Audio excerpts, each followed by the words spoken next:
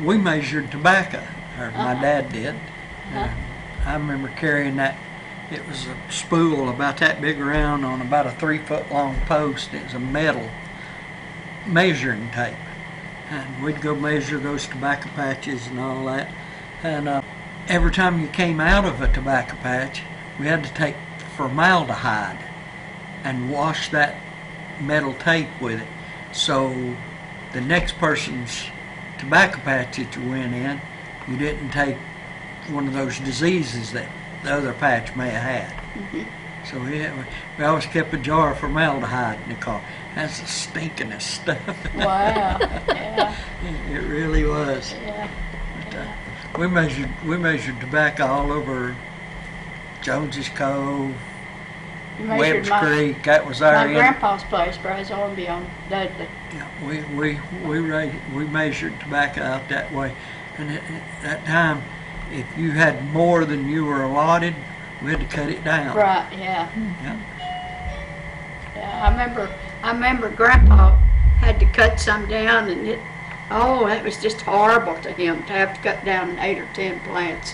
Yeah. And my job was going through each row and picking up what we call the ground leaves. The leaves that fall off the tobacco. Yeah. And I would take them to Grandpa. I'd usually have a handful. At the end of the week, I got a whole nickel. A whole nickel. But you know, that was people's livelihood. They'd work on that all spring, summer, and then in the fall, get it in the barn and everything, and then right at Christmas time, you'd get paid for it. Right. So yeah. That was their biggest. Right, and that was usually when kids got their shoes. Yes, got their. We went through the fall and early winter, and around Christmas we got a pair of shoes. Yep. And a coat if we'd outgrown the older. Yeah.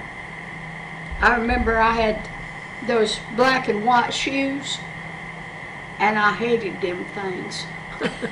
I hated them, but that's all. They'd last the school year because I was rough on them. But I hated them white shoes, white and black shoes. Saddle shoes. Saddle shoes. Saddle Oxfords. Yeah. They would be white, but they had a black line on it. You're right. You're right. I can remember walking to school. Yeah.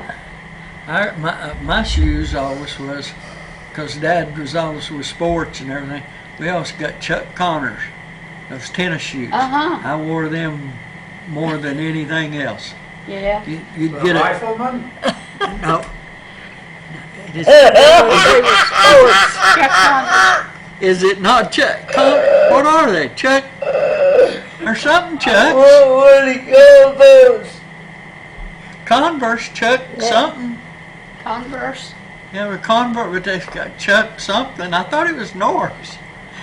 Chuck Norris. No, that's the actor too.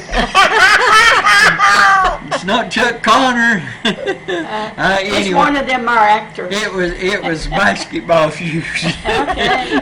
You got Taylors. That's what they are, Chuck Taylors. See there, he's telling the truth. Just got the name wrong.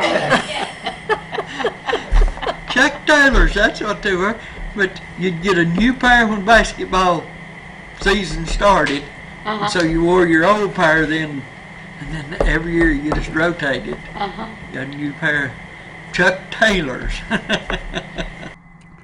Mark Twain knew that there was never yet an uninteresting life. Such a thing's an impossibility. Inside the dullest exterior, there is a drama, a comedy, and a tragedy. Come share and preserve the stories of your life with us here at the Maples Family History Center. We're on the 3rd floor of the King Family Library in downtown Sevierville.